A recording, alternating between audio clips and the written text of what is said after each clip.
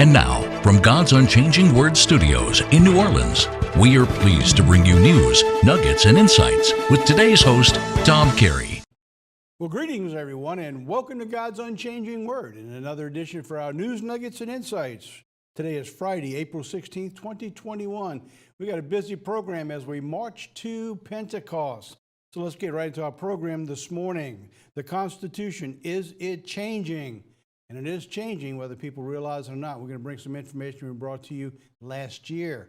Christianity is under assault. This is a continuing story that we're going to be a theme probably from now to the return of Jesus Christ, and showing you how the changes are taking place. This time we're going to bring in something going on in Canada and showing how it's working its way down to the U.S.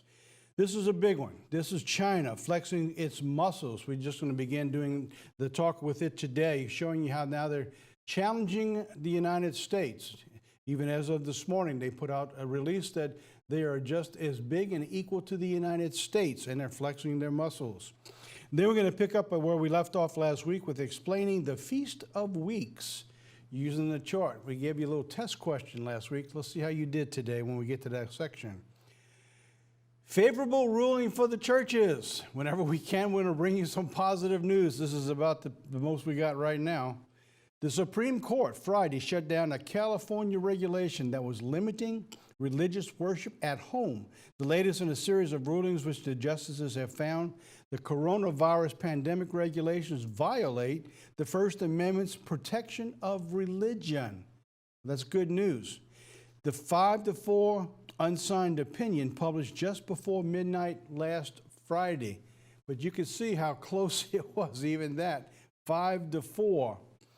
The court also noted that this is the fifth time it has overturned a California-based U.S. Court of Appeals for the Ninth Circuit Court in similar cases. It's amazing how liberal the judges are in the Ninth Circuit. If you remember the last administration, every time there was something that was passed by the president, it was always brought right in the court and overturned or put on halt.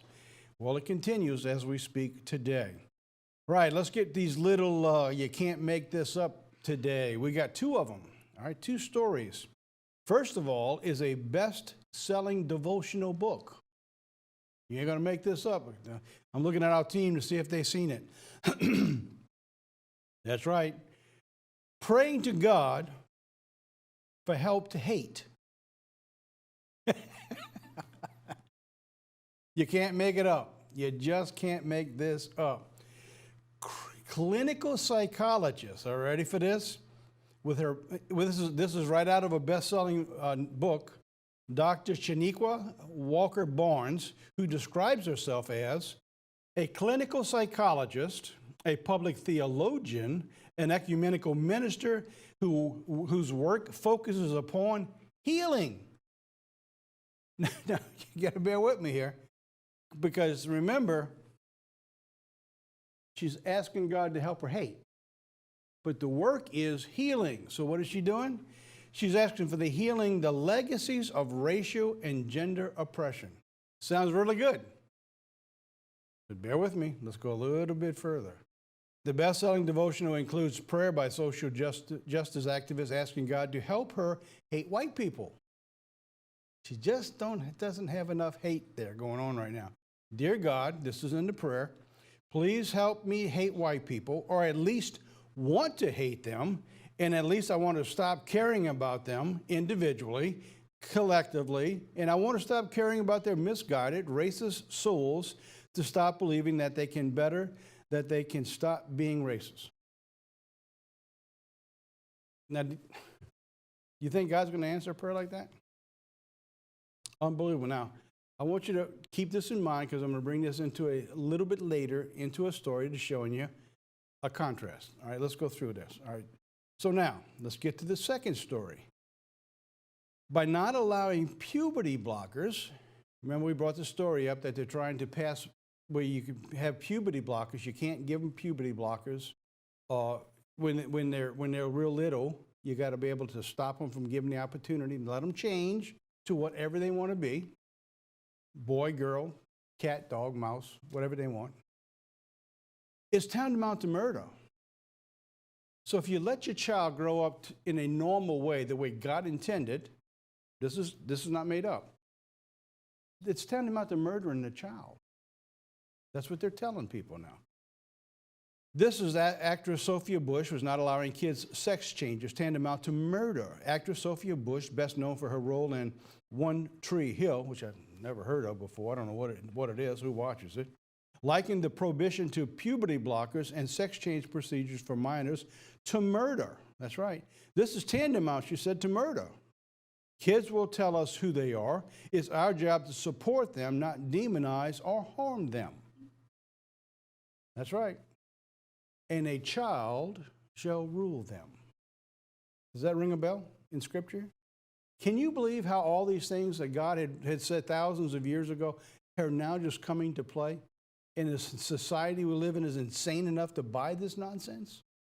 Got a video here. Oops, let me back this up. We got a video here. I'm bringing it in. It isn't this story, but it's talking about the sexual changes. And in case you didn't know it, there's a thing called pansexual. There's a new one, if you hadn't heard of it. Let's play that video. Jo Siwa, a 17-year-old dancer, singer, and actress, says she's pansexual after coming out as a member of the LGBTQ+ community in January. What are the details? In a new cover story with People, JoJo said that she was reluctant to label herself when she first decided to come out, but later revealed that she's very happy in her relationship with her 18-year-old girlfriend, Kylie Prue. "I still don't know what I am," she admitted. "It's like, I want to figure it out. And I have this joke. Her name is Kylie. And so I say that I'm keysexual. But like, I don't know, bisexual, pansexual, queer, lesbian, gay, straight." The 17-year-old added, "I always just say, gay, because it just kind of covers it, or queer, because I think the keyword is cool. I like queer," she added. "Technically, I would say that I'm pansexual, because that's how I have always been my whole life, is just like, my human is my human. And if that person happened to be a boy, great, and if that person happened to be a girl, great. What else?"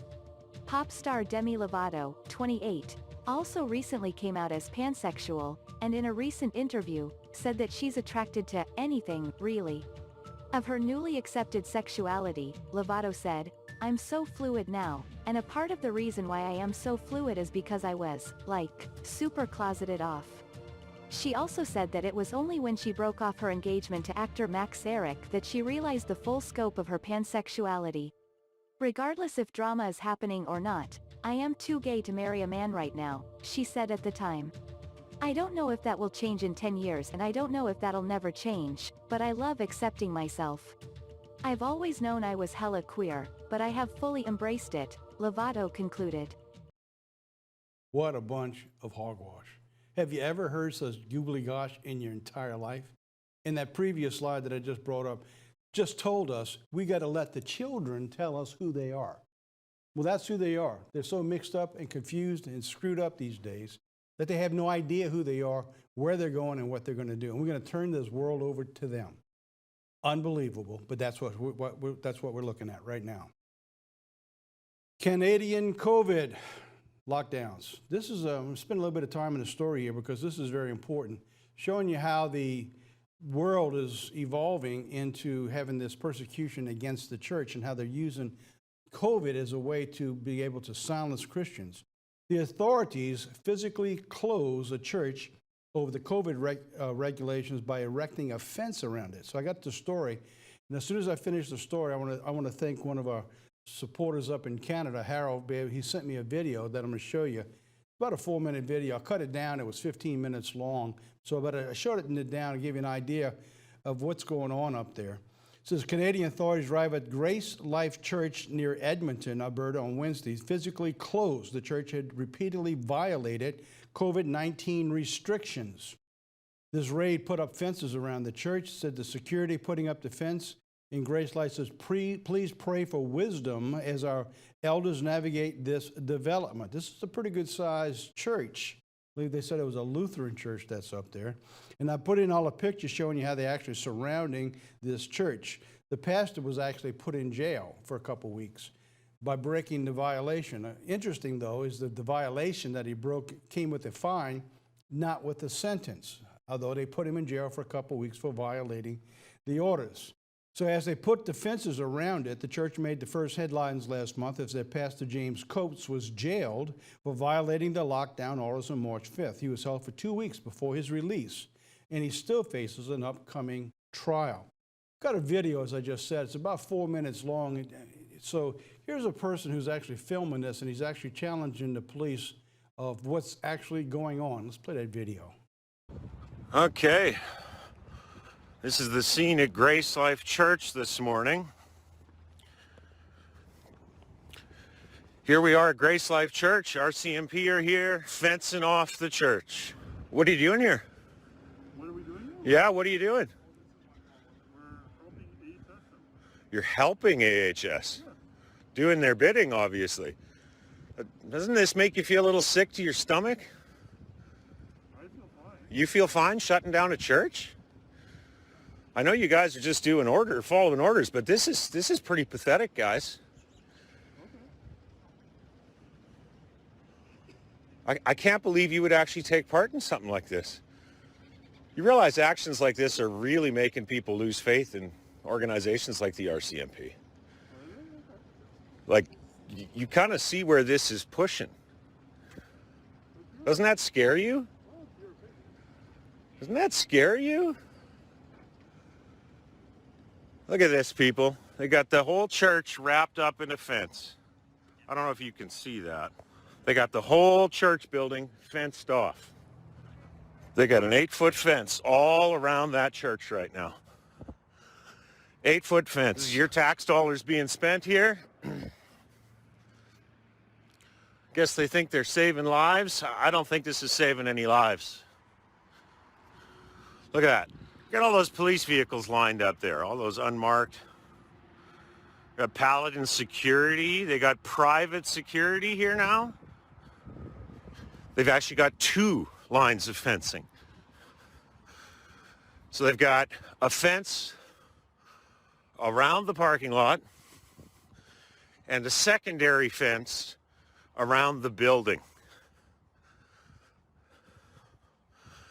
And that inner fence is being covered with fabric so that you can't even see what's going on the other side of that fence.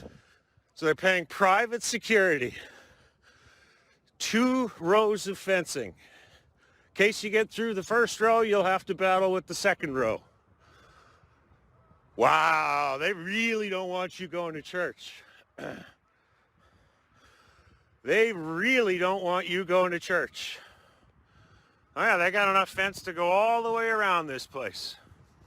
They got enough fence to go all around this place twice.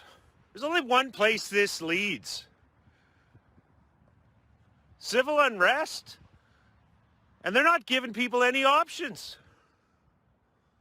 Absolutely pathetic behavior.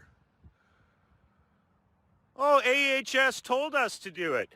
AHS told us to close the church, so we're going to close the church because we just do what we're told because we're good officers.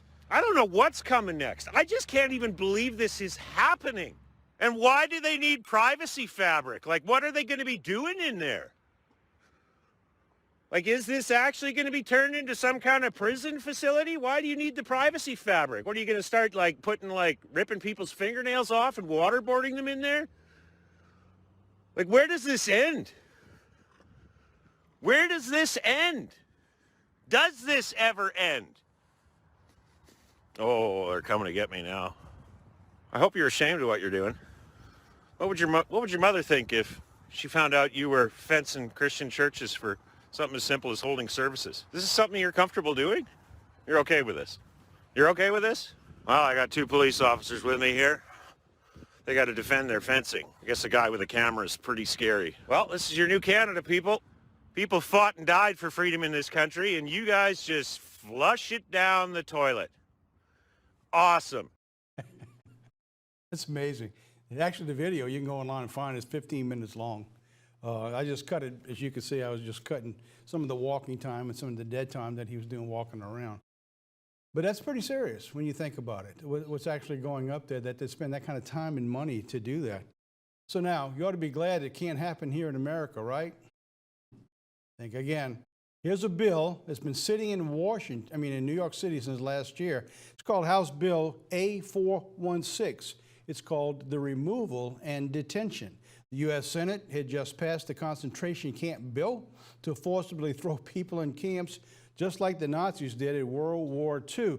That came from News Targetgate. Now, he's pretty much saying exactly the way it really is. Now, a nicer way is if you look at the headline on the right, New York Democratic bill allowing governor to detain individuals dangerous to public health sparks backlash. What do you mean by detaining them? Well, it means putting them in jail, putting them in a camp until they're considered to be safe. New York Democrats bill that would allow the governor or surrogates to detain individuals who pose a threat to public health by a single order in a medical facility or appropriate facility sparked backlash online. That's already passed their Senate. They're just simply waiting for the governor to sign this bill. What does that mean? Just to put it in terms that we can all understand, let's suppose you were in a bar or a restaurant and found that you came down with COVID that night. Well, they'll go back through the trackers, see who was in the bar or the restaurant at that specific time. They will go to your homes and those people that you're in contact with, grab everybody and put you into a camp until you're proven that you're not risky. That's what that means. So does anybody think that that's going to go well or smooth? And they're going to be on time with everything the way government does? That's in America. But now, at the same time, this tweet just came out. It wasn't an accident that our police and our country is inherently international racist, said Dawn Wright, who met with the aggression and violence. She says, I'm done with the government for murder. Here's what she wants to do. This just came out actually this morning following the incident that happened in Michigan again, where the police officer shot another person. And you can see it. I mean, it was horrendous exactly what happened. I mean, that thing's up there is a mess. But anyway, this is where she's taking this now. No more policing, incarceration, and militarization. It can't be reformed. In other words, we can't fix the problem, so let's just do away with it. Try to imagine America with no police. No one protecting the laws, and shutting down all your prisons, turning everybody loose, but at the same time, if you're a threat to public health, we're going to put you in jail. What a contrast. What a contrast. Now, it gets a little more obscure with this. Let's keep that in mind, all right? So that's where we're at. There were two aspects of it. One was the racism that she's saying that has to be stopped, while we just covered a story, remember, praying that God would help her be a racist. See what I mean? What a hypocrisy in our nation. God said it would be sick from its head to its toe. When you put everything on the table, you line it out, and you weigh it against the truth of God, it's absolutely horrendous. Now let's pick up a nugget out of this with that pastor up in Canada, because this is some of the things that he's facing and that we in the United States will be facing in the future. And I don't think it's too far off. Peter and John were put in prison. Remember the story we find in the book of Acts chapter 5. They're put in a prison for preaching Jesus Christ. The angel lets them out. They return to the synagogue and they preach Jesus Christ again. They were then brought to the council where they were beaten. Then they were released again and told not to do it again. Remember, the angel let them out first. They went back and started preaching Jesus Christ again. Kind of similar to that pastor, right? They told him, you can't go in church because it isn't safe to have all those people in there, so quit preaching it. Well, he went back and he preached it anyway. Well, then they came and they fined him, and he went back again. Then they put him in jail. You see the comparisons, what's going on here? So now I'm going to pick up the story in verse 41. So they departed from the presence of the council, and they rejoiced that they were counted worthy to suffer the shame for his name. And daily in the temple and every house they ceased not to teach and preach Jesus Christ. So anyway, those are the things that you and I, God's people and the churches around the country and around the world is going to be. We're going to have to begin to make some of those choices. You can't believe it would happen in America, but it actually is happening right here in America right now. Let's talk about some policy changes of what's going on, how these things do affect us with our lives today. So I'm bringing something in here. This is talking about the global conditions and changing with the policy in the administration right now. These changes extend far beyond Democrat and Republican. When you hear the news, that's all you're hearing anymore. It's Democrat versus Republican. It's just politics that's taking care of everything. But the problem is bigger than this. The current changes are reshaping the landscape of the nations around the globe. So while we're busy focusing on fighting with one another, hurting everyone's feeling, being woke or not woke, being left or being right, being Democrat or being Republican, the fruits of everything that's going on is actually beginning to reshape the entire world. In all these other nations, see how weak and vulnerable we are, and they're jockeying for position right now. Literally, they're changing the Constitution. So to get all these things done, to bring it about, and we warned everybody as early as 2015 in the Constitutional Christian that for these things to take place, they would have to change the Constitution. And we showed you how the Constitution was set in place as a means and a structure to protect God's people, to be able to produce and to report on the preaching of the gospel and the return of Jesus Christ. As soon as this protection is taken away, you will begin to see what's happening in China, where they're literally putting away hundreds of thousands of Christians and even Muslims and just locking them up for preaching Christianity or preaching the Muslim faith. And I'm showing that only because of the government who goes against whatever the people have, and their safety and their protection is being removed. When we take this Constitution away, you will have a government that will begin to move in that direction to be able to force people to do what they want you to do. All right, Biden pulling out 3 defensive missiles. Let me show you now just a few examples today on how these administration changes are actually affecting the world. Biden now just recently pulled out 3 defensive missile batteries from the Middle East. These are stories you're just not hearing. People are not reporting this because there's too many big issues that's going on about people hurting each other's feelings. In his foreign policy speech on February 4th, Joe Biden did announce that the United States would be taking additional steps to correct our foreign policy. See, this is not just Democrat, Republican. He's going to change how we deal with things in our foreign policy, what's going on here. He pledged to end the war in Yemen and to recalibrate the U.S.-Saudi relationships, including the freezing of the sale and the events of weapons of Saudi Arabia that used in a 6-year battle against Yemen. It all sounds pretty good. It says we're going to continue to support and help the Saudi Arabia defend its sovereignty and its territorial integrity and its people. While the language sounds supportive, the actions do not support the rhetoric. This is called speaking out of both sides of your mouth. And that's what's going on right here. So let me show you what he did versus what he said. Kind of like Jesus Christ when he talked to the followers and to his disciples, when he talked to the Pharisees. You know, listen, but don't do. So here's what he's doing now. This is what he's actually doing. During his first week in office, Biden reversed the Donald Trump's designation of the Houthis as a terrorist organization on February 4th. This is the day he said we're going to restructure the Middle East in our policy. Remember, I just read that to you. So what was one of the first things he did? He de-terrorized this organization, who is a terrorist group. He announced his plans to end support for the Saudi-led campaign against the Houthis. Now, didn't he just say he's going to support the Saudis? You see the conflict. This is what he did. This is not guesswork. This is actually what he did. This year alone, new rocket attacks on Saudi Arabia. From who? The Houthis. The United States has sent over a defense mechanism to be able to catch these missiles coming in. What was the first thing he did? He removed 3 of those battalions. So they can't stop the missiles from coming in. See what's going on here? You're not getting this in the news. This is waking up the Middle East. Nations now are aligning with other nations, and many of them are aligning with Israel because they see what's coming between Iran and China and Iran and Russia and some of the other nations around the globe. This is all taking place under our very nose where nobody's talking about it, but it's happening.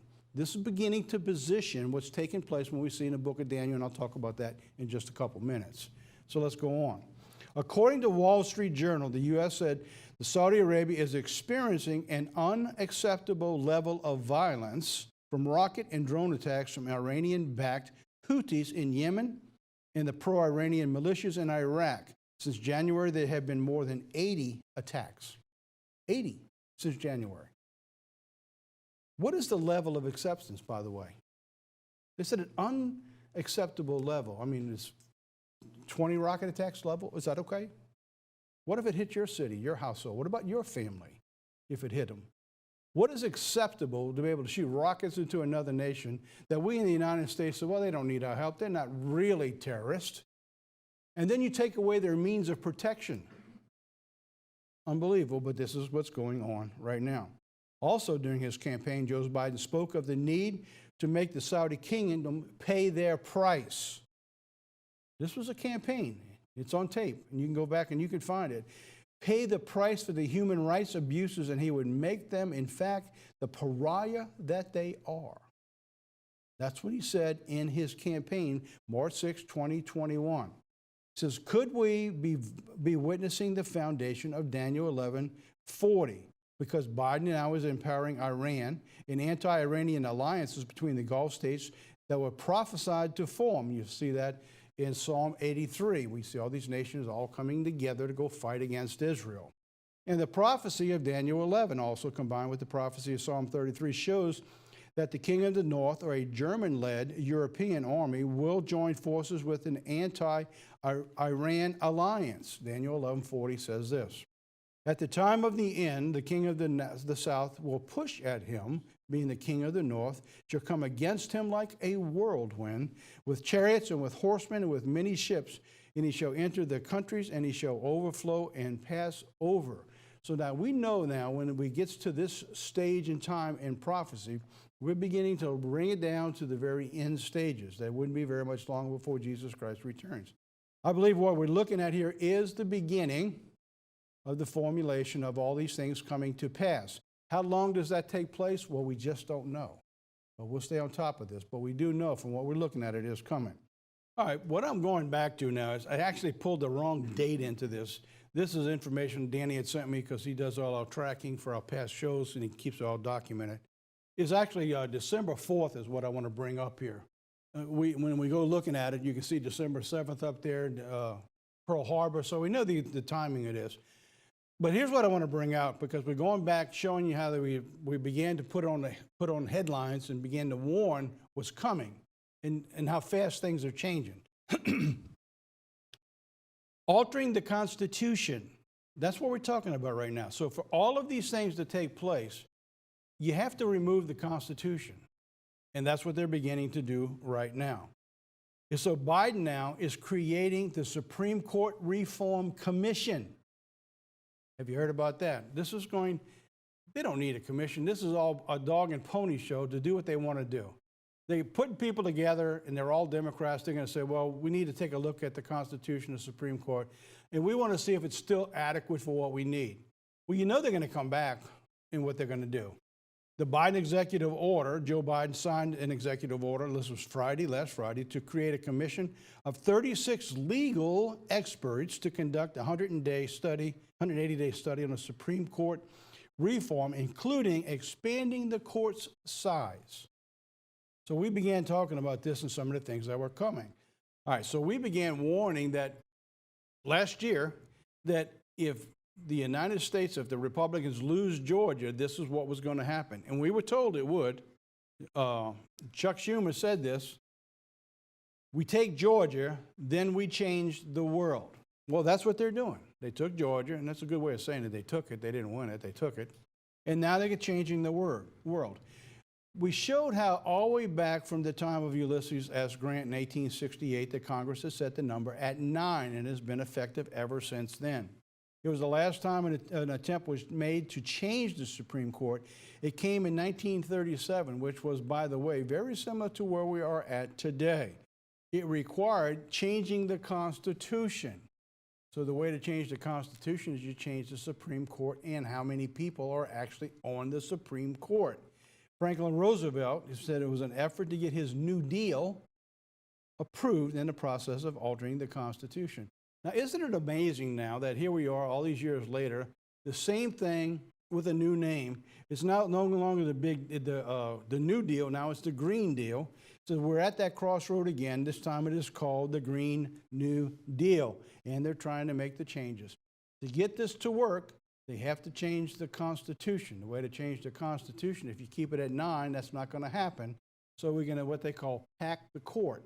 So if they pack the court and they bring in 13 or 15, who do you think they're going to bring in? Then they can begin to change the Constitution. Roosevelt did this, but he was elected in 3 terms. He actually changed by each time a Supreme Court justice was changed, he brought in a left-wing supportive of his administration. And over the course of 12 years, they altered the Constitution enough to begin to do and create the problem we are in today. What is that problem? It has been able to take from one person and give to another. It began to alter how we do things because you see, it was legal and it was very illegal to take money from you to give to somebody else.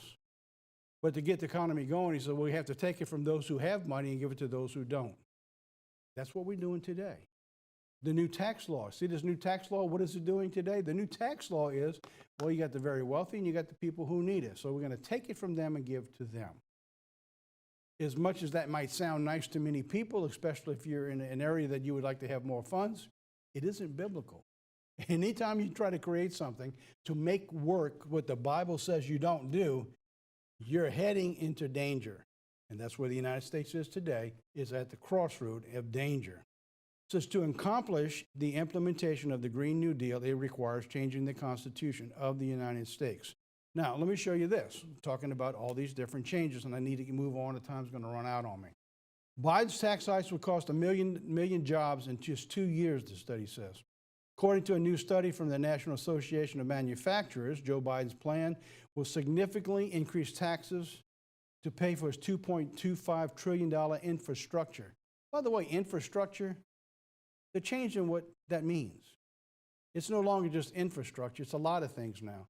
So to get accomplished what you need to accomplish, he has to change the definition of what things are. So now they're rewriting definitions to be able to accomplish what they want to do. Unbelievable what they're doing here.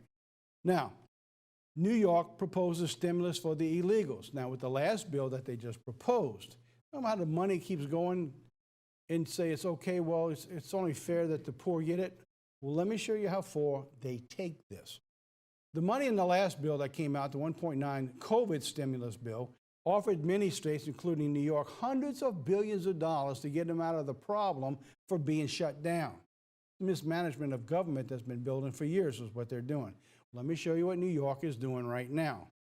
They're offering a one-time payment of $15,600 planned for undocumented immigrants. Illegals want to give each one of them $15,000. So the 2 House Republicans are asking the White House for details of a plan that would hand out about $2 billion in just New York alone, $2 billion to illegal immigrants. I'm not making that up. They want to know what this $2 billion is going for. So it now appears that New York is using its state budget, recently bolstered by the billions of federal dollars, to funnel money to illegal immigrants, they wrote. They said to qualify, people must prove, and this is all they have to do now, they must prove they're a New York resident who were eligible for unemployment, who are ineligible for unemployment benefits and stimulus checks due to their immigration status. Well, why do you think that they were not allowed to have that? Well, they're not legal citizens. New York City Mayor Bill de Blasio defended the program. So then I had to ask myself, how do you prove that you're a resident? You think maybe they need an ID? You see where I was going with that? The whole thing is just nonsense. But they knew this was the intention from day one. Can you imagine that you're struggling along and you got a house of 6 or 7 different individual refugees living there and each one of them get $15,000? How would that make you feel? They ride around in a brand new car, plenty food, don't have to work, get their insurance paid for. Deuteronomy says, the fruit of your land and your labor shall a nation which you do not know shall eat it up, and you shall be oppressed and crushed always, so that you shall be made mad at the sight of your eyes when you see it. Now, when you saw that, did it just kind of make you mad? We're living in Bible days. These are the end times where God says when it's going to come back, and you're in the middle of it. All right, now, I got another little segment that we're going to begin talking about. So I'm just going to bring in just a couple of stories here because there's no way to cover everything here, but I need to begin to introduce what's going on here.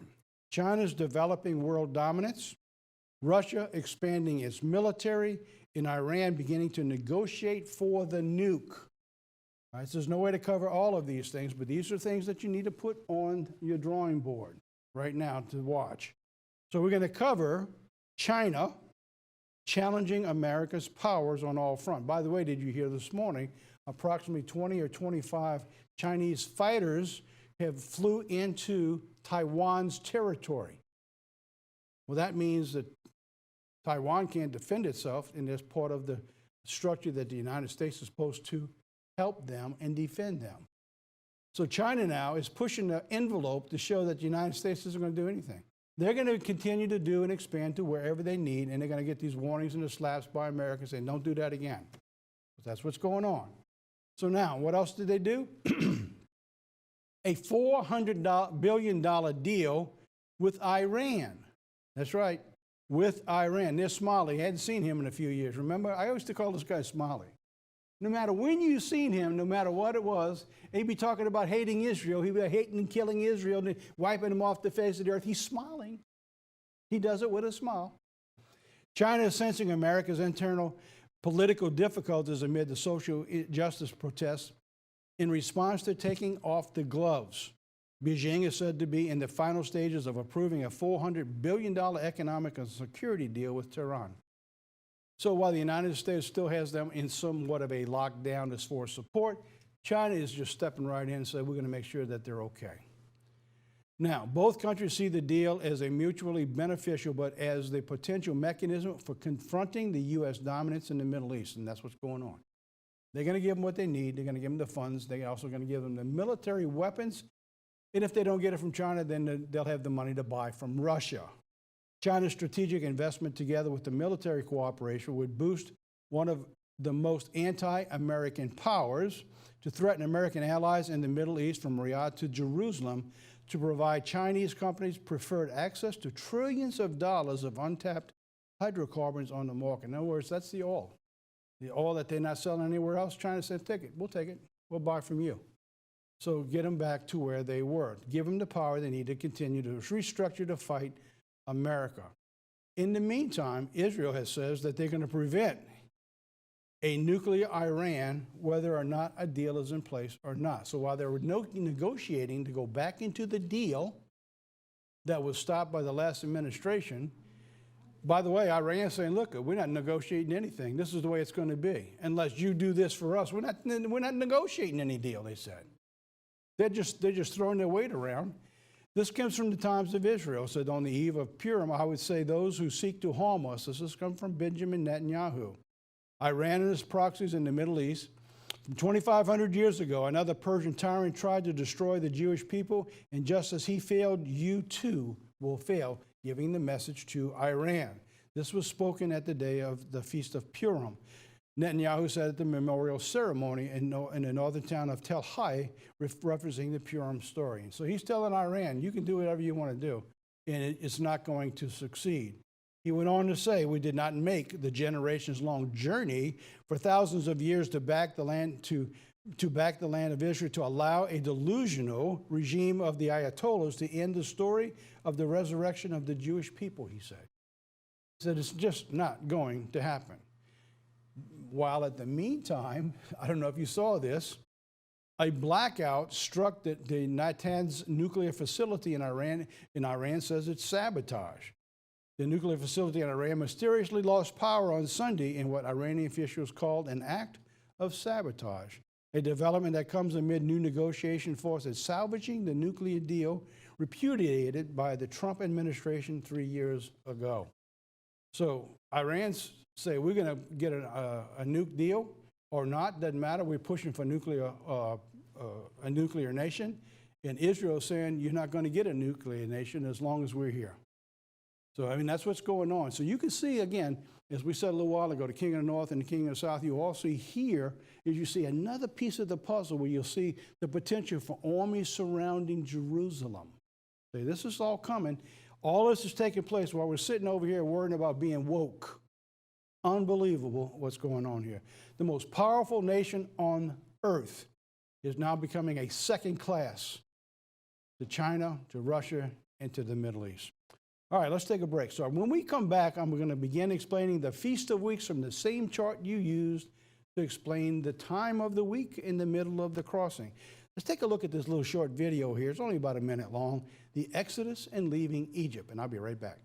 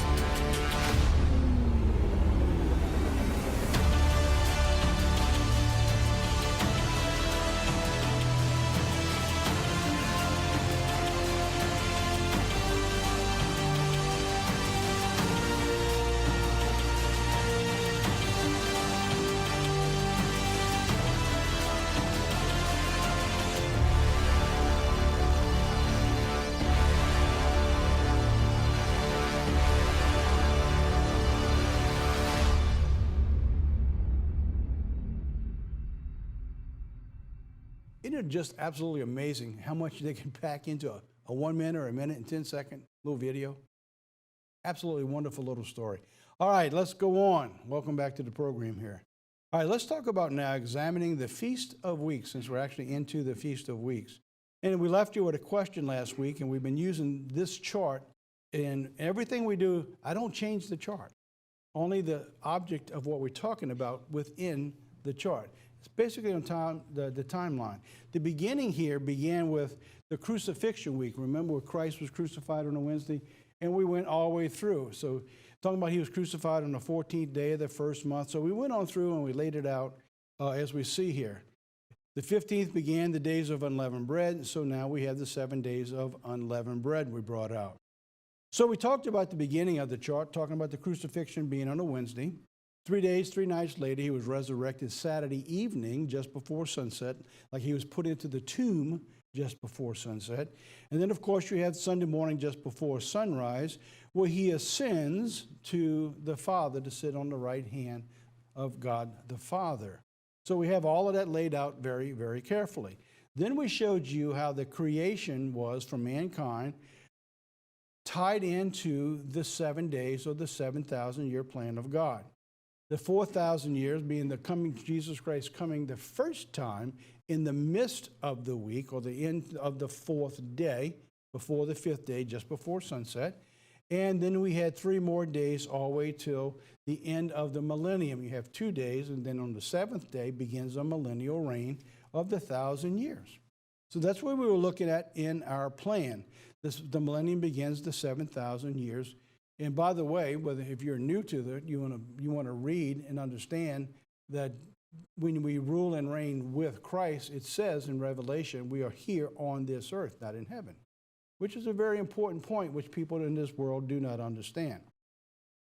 We asked the question back then about Christ being on the crucifixion actually outside the 7,000-year plan, so we left you with one of those questions of how that would actually take place.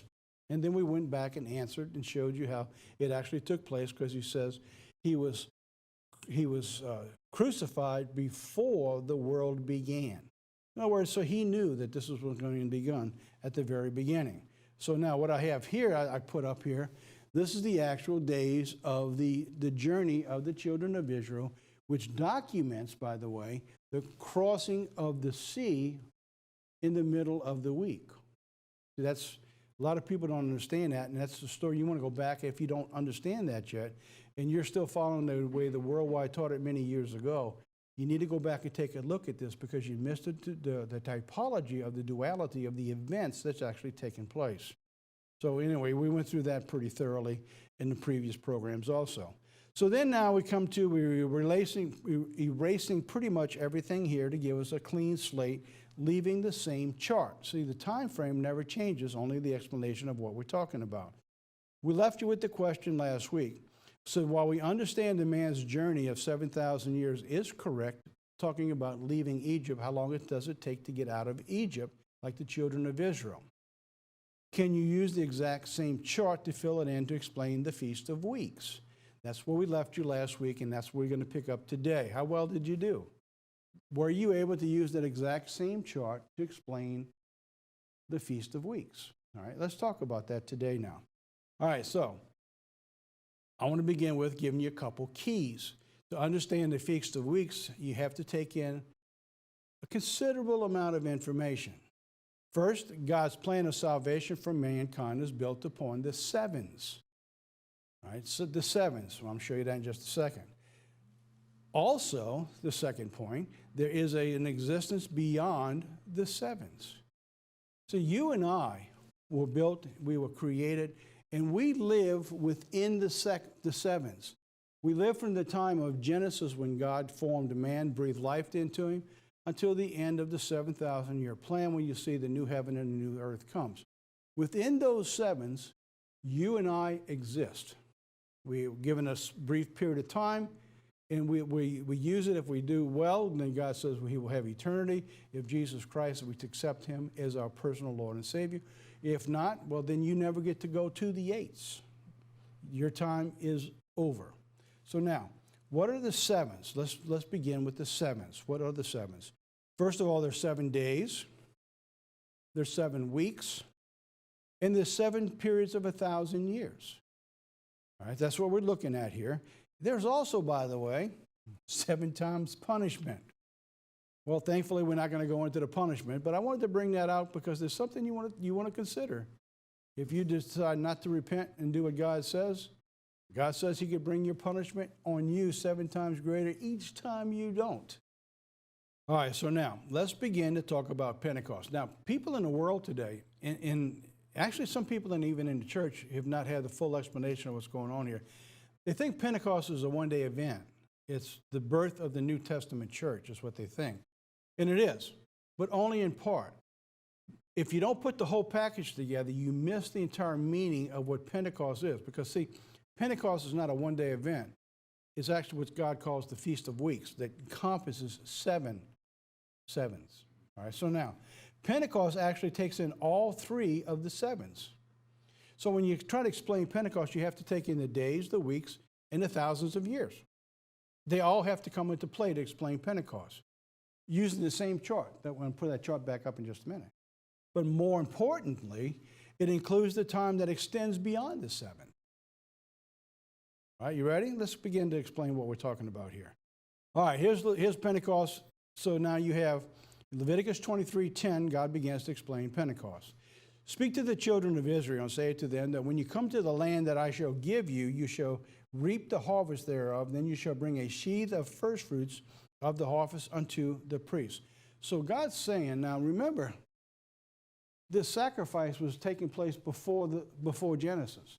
That he was crucified. In other words, he put his life on the line before the world was ever recreated. And by the way, it was recreated because you can see in Genesis the way it's written, it says it became void.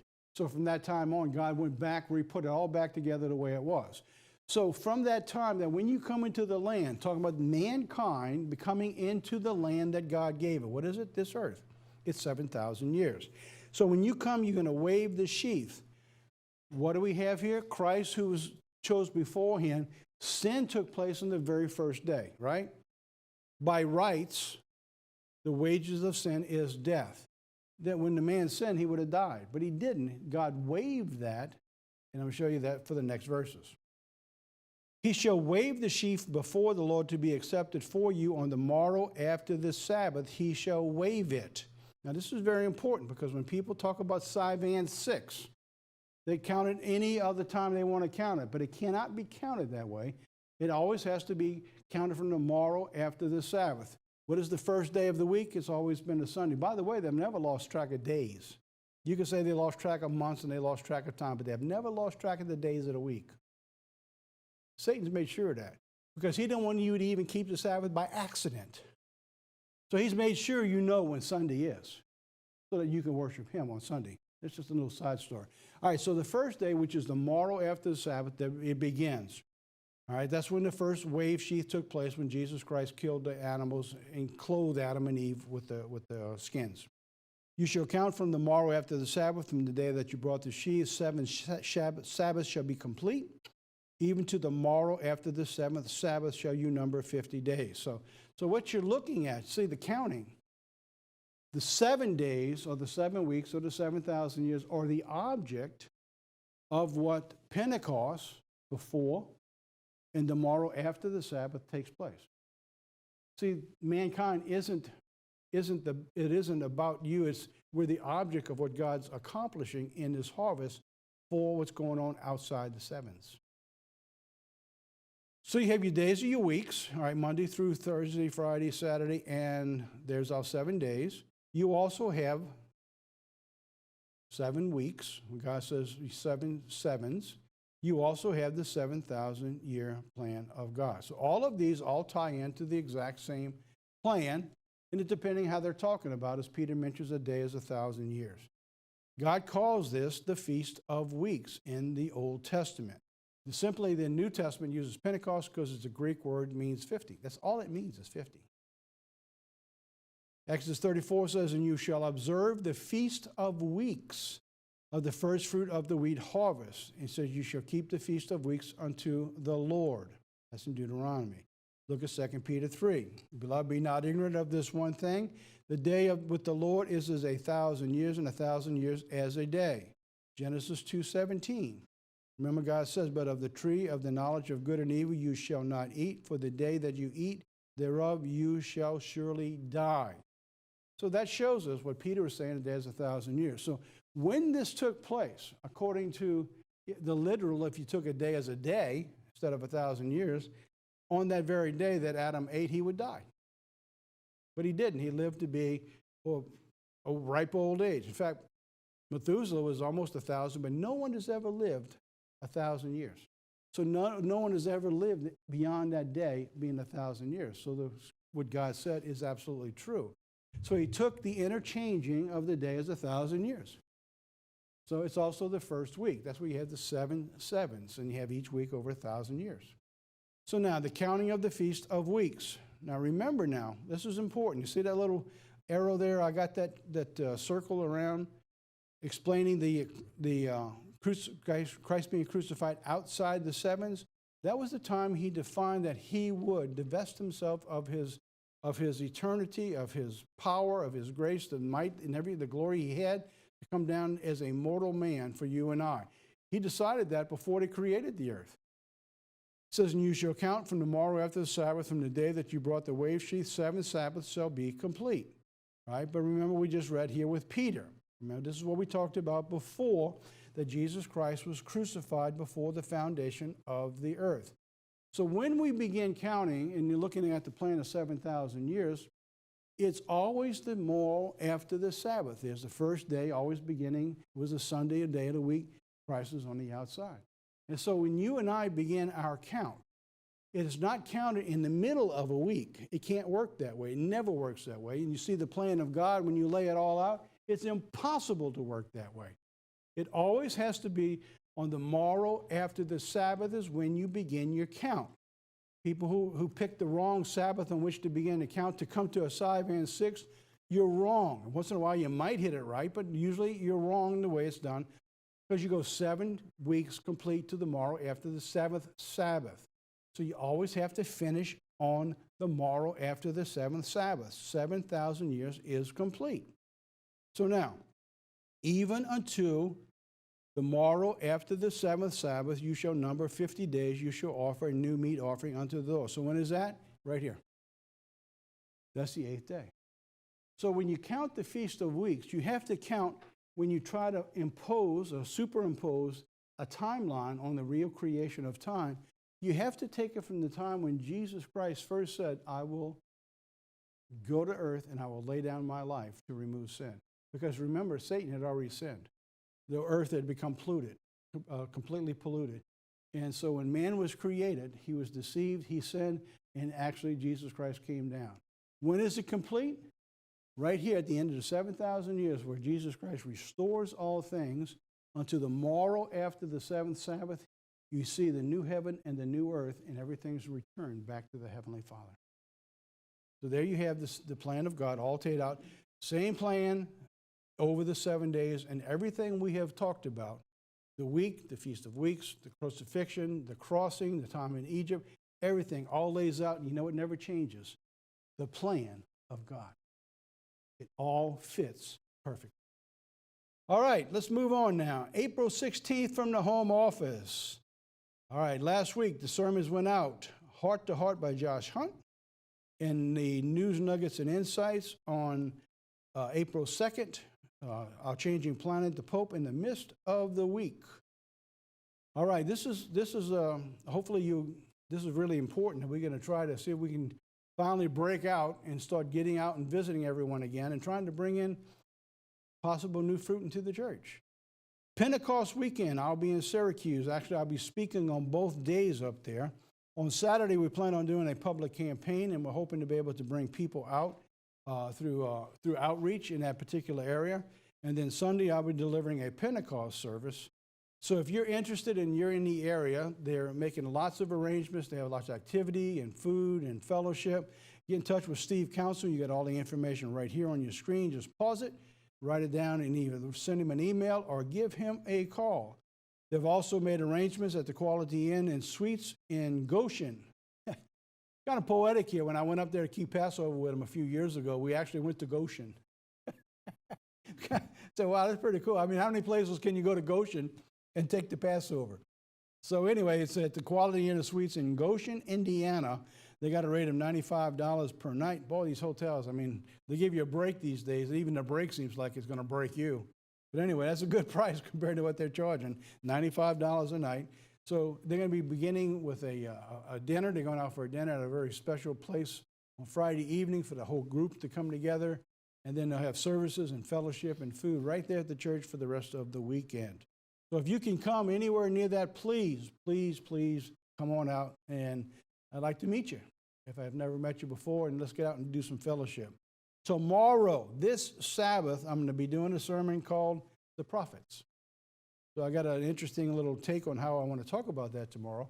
So if you don't have anywhere to go and you're stuck at home, you have nobody to meet with, just flip on the screen and take a look and tune in with us. And we've been fortunate, been streaming again. Cox Cable has got us working. We got some storms coming through the next couple of days, but probably that'll mess everything up. So when you tune in Saturday, it won't be there. Well, anyway, let's hope it will be. The Prophets, tune in, live stream this week with us on the church website. All righty, that's it. Let's get into our final portion of our program. Here we go. I kind of jumped my little clicker. This little video is a short little video. It's Psalm 1, verse 3. Take a look. I'll be right back to close our program.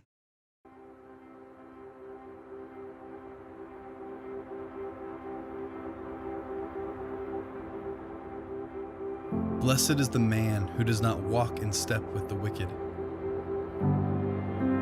or stand in the way that sinners take, or sit in the company of mockers.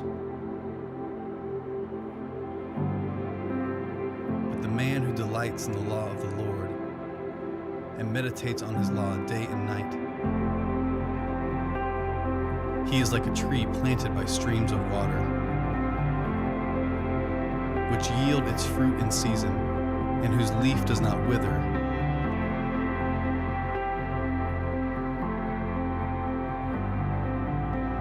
Whatever he does prospers.